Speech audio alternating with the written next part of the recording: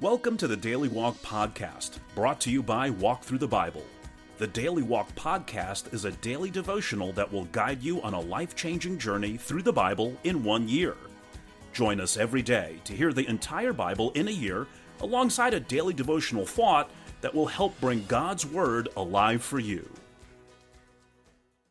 Today's Daily Walk Devotional comes from Deuteronomy chapters 17 through 20. Because Israel was a civil society as well as a religious community, laws governing national affairs were as vital as religious statutes. In today's reading, Moses delivers a set of regulations providing for justice and impartiality in the settling of a wide variety of situations that might arise in the life of the nation. Included are laws governing kings, priests, and prophets, peacetime and war, national and international affairs, the guilty and the innocent. Now, let's listen to Deuteronomy chapters 17 through 20. Deuteronomy 17. Do not sacrifice to the Lord your God an ox or a sheep that has any defect or flaw in it, for that would be detestable to him. If a man or woman living among you in one of the towns the Lord gives you is found doing evil in the eyes of the Lord your God in violation of his covenant, and contrary to my command, has worshipped other gods, bowing down to them, or to the sun, or the moon, or the stars in the sky, and this has been brought to your attention, then you must investigate it thoroughly. If it is true, and it has been proved that this detestable thing has been done in Israel, take the man or woman who has done this evil deed to your city gate and stone that person to death. On the testimony of 2 or 3 witnesses, a person is to be put to death, but no one is to be put to death on the testimony of only 1 witness. The hands of the witnesses must be the first in putting that person to death, and then the hands of all the people. You must purge the evil from among you. If cases come before your courts that are too difficult for you to judge, whether bloodshed, lawsuits, or assaults, take them to the place the Lord your God will choose. Go to the Levitical priests and to the judge who is in office at that time. Inquire of them, and they will give you the verdict. You must act according to the decisions they give you at the place the Lord will choose. Be careful to do everything they instruct you to do. Act according to whatever they teach you and the decisions they give you. Do not turn aside from what they tell you, to the right or to the left. Anyone who shows contempt for the judge or for the priest who stands ministering there to the Lord your God is to be put to death. You must purge the evil from Israel. All the people will hear and be afraid, and will not be contemptuous again. When you enter the land the Lord your God is giving you, and have taken possession of it, and settled in it, and you say, "Let us set a king over us like all the nations around us," be sure to appoint over you a king the Lord your God chooses. He must be from among your fellow Israelites. Do not place a foreigner over you, one who is not an Israelite. The king, moreover, must not acquire great numbers of horses for himself, or make the people return to Egypt to get more of them, for the Lord has told you, you are not to go back that way again. He must not take many wives, or his heart will be led astray. He must not accumulate large amounts of silver and gold. When he takes the throne of his kingdom, he is to write for himself on a scroll a copy of this law, taken from that of the Levitical priests. It is to be with him, and he is to read it all the days of his life, so that he may learn to revere the Lord his God and follow carefully all the words of this law and these decrees, and not consider himself better than his fellow Israelites, and turn from the law to the right or to the left. Then he and his descendants will reign a long time over his kingdom in Israel. Deuteronomy 18. The Levitical priests, indeed the whole tribe of Levi, are to have no allotment or inheritance with Israel. They shall live on the food offerings presented to the Lord, for that is their inheritance. They shall have no inheritance among their fellow Israelites. The Lord is their inheritance, as he promised them. This is the share due the priests from the people who sacrifice a bull or a sheep, the shoulder, the internal organs, and the meat from the head. You are to give them the first fruits of your grain, new wine, and olive oil, and the first wool from the shearing of your sheep. For the Lord your God has chosen them and their descendants out of all your tribes to stand and minister in the Lord's name always. If a Levite moves from one of your towns anywhere in Israel where he is living, and comes in all earnestness to the place the Lord will choose, he may minister in the name of the Lord his God like all his fellow Levites who serve there in the presence of the Lord. He is to share equally in their benefits, even though he has received money from the sale of family possessions. When you enter the land the Lord your God is giving you, do not learn to imitate the detestable ways of the nations there. Let no one be found among you who sacrifices their son or daughter in the fire, who practices divination or sorcery, interprets omens, engages in witchcraft, or casts spells, or who is a medium or spiritist, or who consults the dead. Anyone who does these things is detestable to the Lord. Because of these same detestable practices, the Lord your God will drive out those nations before you.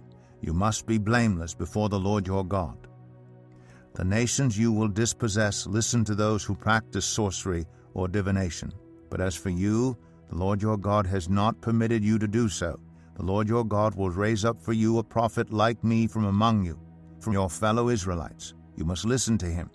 For this is what you asked of the Lord your God at Horeb on the day of the assembly, when you said, Let us not hear the voice of the Lord our God, nor see this great fire any more, or we will die. The Lord said to me, What they say is good. I will raise up for them a prophet like you from among their fellow Israelites, and I will put my words in his mouth. He will tell them everything I command him. I myself will call to account anyone who does not listen to my words, that the prophet speaks in my name. But a prophet who presumes to speak in my name anything I have not commanded, or a prophet who speaks in the name of other gods, is to be put to death. You may say to yourselves, How can we know when a message has not been spoken by the Lord? If what a prophet proclaims in the name of the Lord does not take place or come true, that is a message the Lord has not spoken. That prophet has spoken presumptuously, so do not be alarmed. Deuteronomy 19. When the Lord your God has destroyed the nations whose land he is giving you, and when you have driven them out and settled in their towns and houses, then set aside for yourselves 3 cities in the land the Lord your God is giving you to possess. Determine the distances involved, and divide into 3 parts the land the Lord your God is giving you as an inheritance, so that a person who kills someone may flee for refuge to one of these cities. This is the rule concerning anyone who kills a person and flees there for safety. Anyone who kills a neighbor unintentionally, without malice aforethought. For instance, a man may go into the forest with his neighbor to cut wood, and as he swings his axe to fell a tree, the head may fly off and hit his neighbor and kill him. That man may flee to one of these cities and save his life. Otherwise, the avenger of blood might pursue him in a rage, overtake him if the distance is too great, and kill him even though he is not deserving of death, since he did it to his neighbor without malice aforethought. This is why I command you to set aside for yourselves 3 cities. If the Lord your God enlarges your territory as he promised on oath to your ancestors, and gives you the whole land he promised them, because you carefully follow all these laws I command you today, to love the Lord your God, and to walk always in obedience to him, then you are to set aside 3 more cities. Do this so that innocent blood will not be shed in your land, which the Lord your God is giving you as your inheritance, and so that you will not be guilty of bloodshed. But if out of hate someone lies in wait, assaults and kills a neighbor, and then flees to one of these cities, the killer shall be sent for by the town elders, be brought back from the city, and be handed over to the avenger of blood to die. Show no pity. You must purge from Israel the guilt of shedding innocent blood, so that it may go well with you. Do not move your neighbor's boundary stone set up by your predecessors in the inheritance you receive in the land the Lord your God is giving you to possess. 1 witness is not enough to convict anyone accused of any crime or offense they may have committed. A matter must be established by the testimony of 2 or 3 witnesses. If a malicious witness takes the stand to accuse someone of a crime, the two people involved in the dispute must stand in the presence of the Lord before the priests and the judges who are in office at the time. The judges must make a thorough investigation, and if the witness proves to be a liar, giving false testimony against a fellow Israelite, then do to the false witness as that witness intended to do to the other party. You must purge the evil from among you.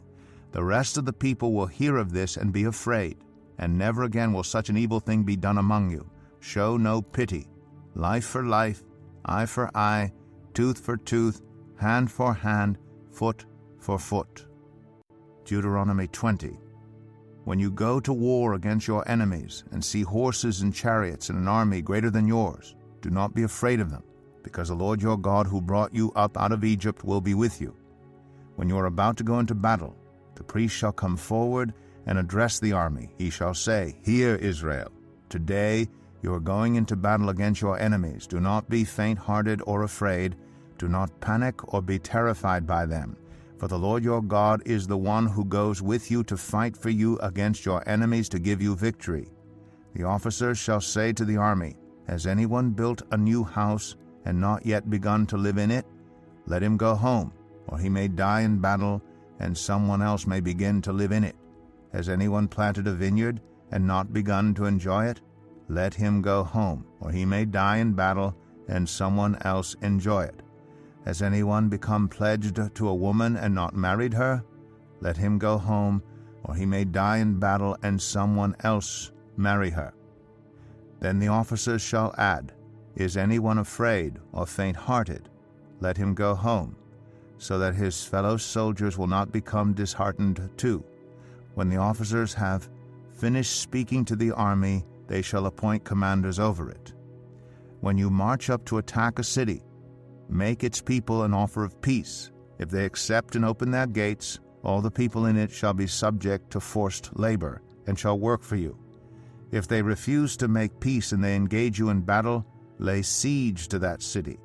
When the Lord your God delivers it into your hand, put to the sword all the men in it. As for the women, the children, the livestock, and everything else in the city, you may take these as plunder for yourselves, and you may use the plunder the Lord your God gives you from your enemies.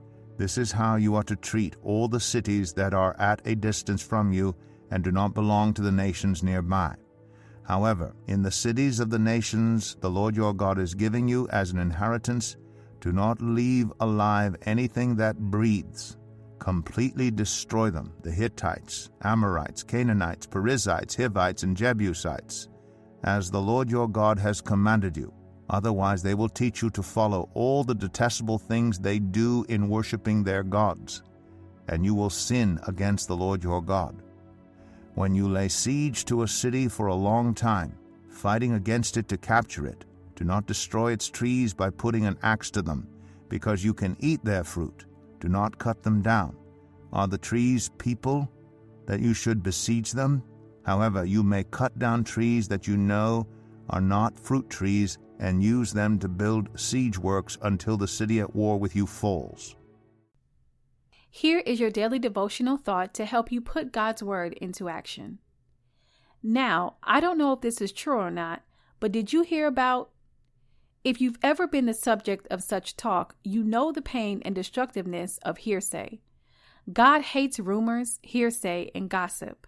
That's why he designated a system of justice in Israel whereby no action could be taken against an accused person until 2 or 3 witnesses had testified to the truthfulness of the accusation. This law required a thorough investigation and gave the accused the right to be confronted by his accusers. The system was so effective that it became standard practice in the New Testament for handling church discipline, as seen in 2 Corinthians chapter 13. Jesus reaffirmed the Old Testament law when he said, If your brother sins against you, go and show him his fault. But if he will not listen, take 1 or 2 others along, so that every matter may be established by the testimony of 2 or 3 witnesses. Matthew chapter 18. God's principle is clear. You are responsible to investigate a charge of wrongdoing against a fellow Christian before acting on it or telling someone else about it. remember to squelch the rumors and hearsay before they hurt someone else.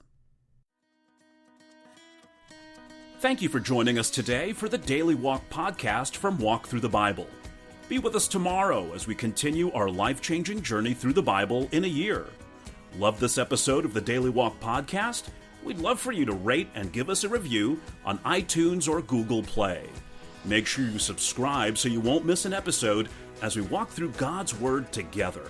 For more resources to help you live God's Word, visit walkthru.org. That's walkthru.org.